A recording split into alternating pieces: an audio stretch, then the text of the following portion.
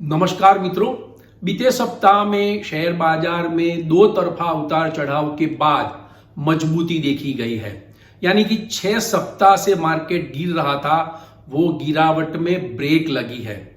काफी हद तक देखा जाए तो नीचे लेवल पे वैल्यू बाइंग देखा गया है। फिर भी मित्रों, सभी को डर है कि भी आगे वाले दिनों में मार्केट की स्थिति क्या रहेगी, मार्केट का ट्रेंड कैसा रहेगा।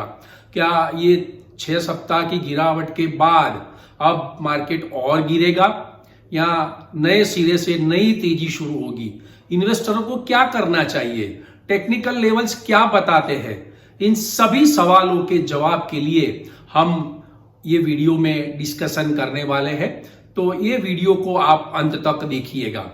मित्रों, इन्वेस्टिंग ए टू जेड में आपका स्वागत है। मैं Bharat Panchal. Week to week देखा जाए तो सेंसेक्स में 682 पॉइंट प्लस रहा है। यानी बीते सप्ताह से ये सप्ताह में 682 पॉइंट की मजबूती देखी गई है और सेंसेक्स 80,597 का क्लोजिंग रहा है। 15 अगस्त को स्टॉक मार्केट में छुट्टी थी, इसलिए मैं गुरुवार का लेवल दे रहा हूं।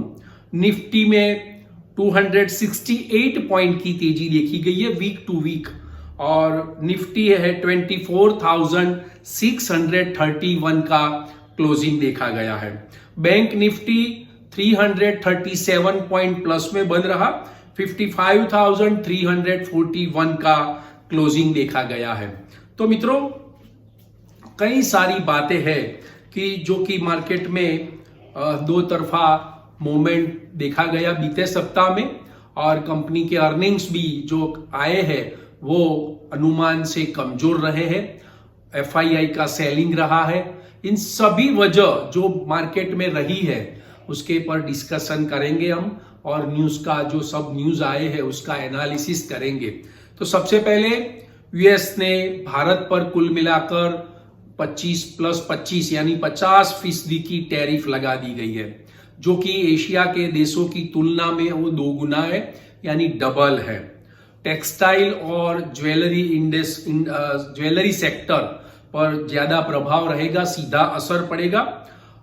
लेकिन विशेषज्ञों का कहना है, जो एक्सपोर्ट इंपोर्टर के विशेषज्ञ हैं, वो बताते हैं कि भी यूएस और इंडिया के कुल एक्सपोर्ट जो होता है वो जीडीपी के लगभग 2% पर रहा है, तो 2% की असर रहने वाली है। और ये जो अमेरिका जो इंडिया की कंपनियां अमेरिका में एक्सपोर्ट करती है तो शॉर्ट टर्म के लिए विपरीत असर पड़ सकता है, प्रभावित हो सकती है। लॉन्ग टर्म में उनकी जो असर है वो सीमित रह सकती है।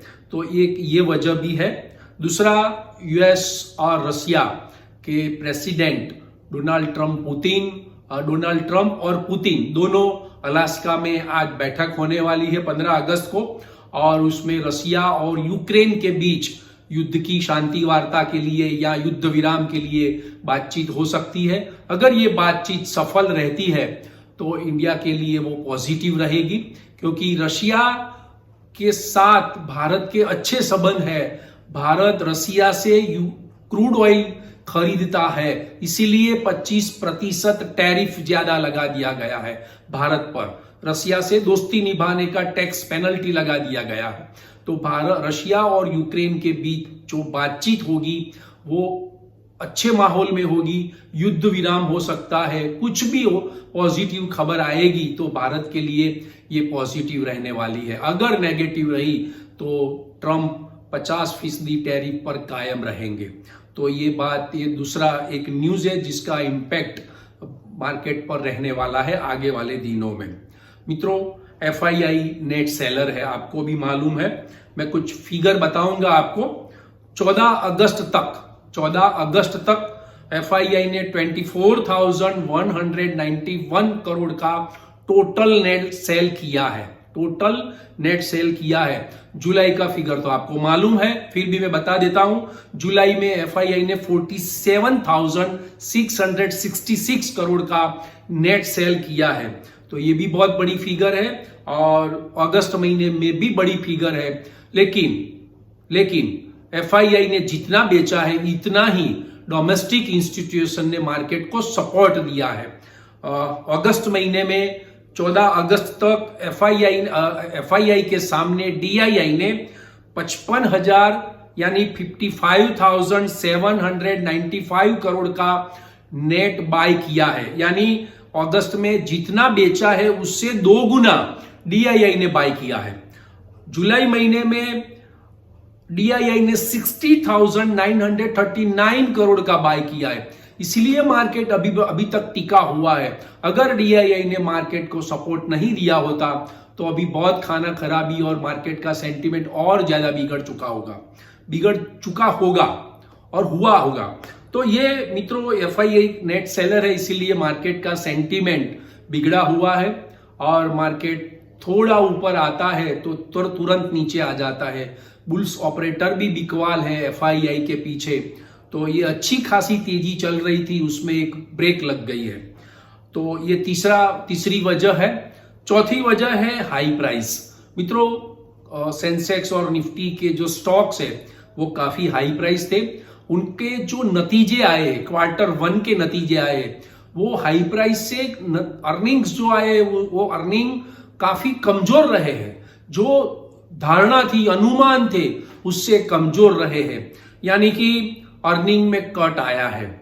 देखा जाए तो कई कंपनियों के अनुमान से बेहतर नतीजे आए हैं, फिर भी ज्यादातर अर्निंग कट है, तो उसकी ओवरऑल मार्केट पर असर रही है। ओवरऑल अर्निंग में भी कट रहा है, तो ऐसा माना जा रहा है कि भी ये साल अमेरिका के साथ संबंध अच्छे नहीं रहे हैं टैरिफ की वजह से। फिनेंशियल ईयर 2026 में आगे वाले क्वार्टर में भी ये अर्निंग कट 2% रहेगा, 2% से भी ज्यादा भी रह सकता है। तो मार्केट में एक कॉशियस मूड बना हुआ है, तो ये चौथी वजह है। और पांचवी वजह है जुलाई में देश का व्यापार घाटा। जुलाई महीने में देश का व्यापार घाटा बढ़कर 27.35 अरब डॉलर रहा है, जो कि 8 मंथ हाई है। व्यापार घाटा जो है वो 8 मंथ हाई है और जून महीने में ये व्यापार घाटा 18.78 अरब डॉलर था, तो जुलाई में 27.35 अरब डॉलर रहा है। तो ये भी एक नेगेटिव रीजन मार्केट के लिए रहा है। और मित्रों कई विशेषज्ञ या कई एनालिस्ट का मानना है कि अमेरिका ने जो टैरिफ लगाया है इससे भारत और विदेश से एक्सपोर्ट इंपोर्ट का जो बैलेंस है वो बिगड़ चुका है और उसकी जीडीपी ग्रोथ पर असर पड़ने वाली है। आगे वाले दिनों में जीडीपी ग्रोथ है वो 6% या 6.2% रहेगा। उन्होंने बताया है कि भी आरबीआई और अन्य रेटिंग एजेंसियों ने भारत का जो जीडीपी ग्रोथ है ये साल में 6.5% रहने का अनुमान जताया है, लेकिन ये जीडीपी गिर कर आएगा, यानी 6% या 6.2% रहने की उम्मीद है। अगर टैरिफ को लेकर समाधान करना पड़ेगा भारत को तो ही बेहतर जीडीपी रह सकता है, ये भी उन्होंने चिंता जताई है। नहीं तो सरकार को अगर टैरिफ का मामला नहीं सुलझता है तो सरकार को घरेलू कंजम्पशन बढ़ाना होगा। आपको मालूम होगा कि बड़ा प्रधान नरेंद्र मोदी जो भी रैली होती है उसमें वोकल फॉर लोकल का प्रचार कर रहे हैं कि स्वदेशी वस्तु अपनाए, फॉरेन की वस्तु त्याग दे। ये काफी सारा उन्होंने प्रचार शुरू कर दिया है और भारत देश में भी काफी सारा गुस्सा भी है, तो उन्होंने भी घरेलू कंजम्पशन को बढ़ावा देने के लिए सरकार ने फैसला कर लिया है। तो ये सब बातें हमने बताई और हाँ, ये हमने 6 नेगेटिव फैक्टर बताए, लेकिन एक पॉजिटिव फैक्टर ये है स्टैंडर्ड एंड पुअर जो रेटिंग एजेंसी है उन्होंने 19 साल बाद भारत की रेटिंग बढ़ाकर BBB आउटलुक स्टेबल कर दिया है। ये एक पॉजिटिव खबर थी। तो मित्रों अगले सप्ताह मार्केट का ट्रेंड कैसा रहेगा? तो देखो, मुझे तो मार्केट का ट्रेंड अच्छा नहीं लग रहा है। ऊंचे लेवल पे बिकवाली आएगी क्योंकि काफी सारे नेगेटिव फैक्टर है। हाँ, एक आध पॉजिटिव रीजन है, फिर भी टेक्निकली देखा जाए तो मार्केट वीक है। 24,700 क्रूशियल लेवल रहेगा। निफ्टी में 24,700 का लेवल क्रूशियल रहेगा। अगर उसके ऊपर का क्लोजिंग आता है और 24,800 के ऊपर का क्लोजिंग आता है, 24,800 लेवल का ऊपर का क्लोजिंग आता है तो मार्केट में तेजी आगे बढ़ेगी। नहीं तो 24,700 का आप स्टॉप लॉस लगा के बेच सकते हैं। और नीचे में 24,450 का एक बहुत बड़ा सपोर्ट लेवल है। अगर ये सपोर्ट लेवल टूटता है, 24,450 का सपोर्ट लेवल टूटता है तो 24,200, 24,100 का निफ्टी का लेवल हो सकता है।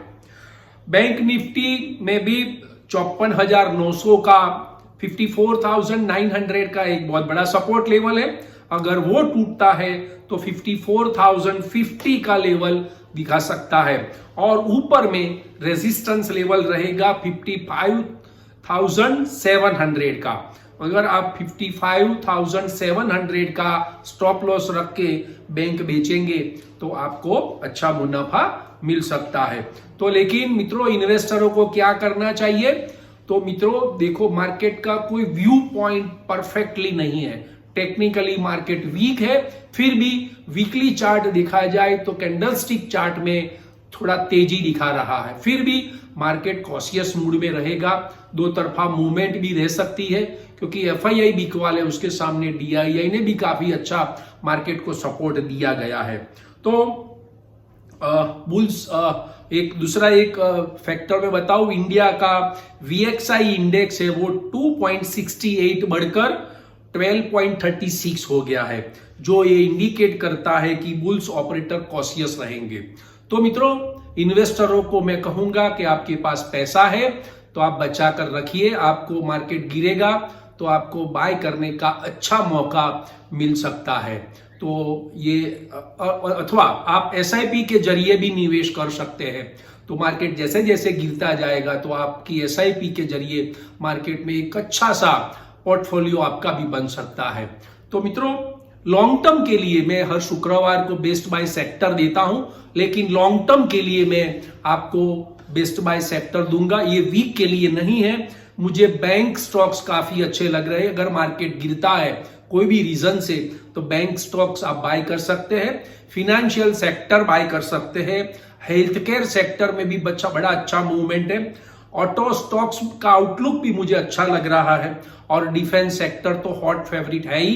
तो bank, financial, health care, automobile और डिफेंस स्टॉक्स आने वाली गिरावट में आप बाय कर सकते हैं। तो मित्रों, आज के वीडियो की इंफॉर्मेशन आपको पसंद आई है तो आप ये वीडियो को लाइक्स कीजिए, शेयर कीजिए, कमेंट्स कीजिए और सब्सक्राइब कीजिए।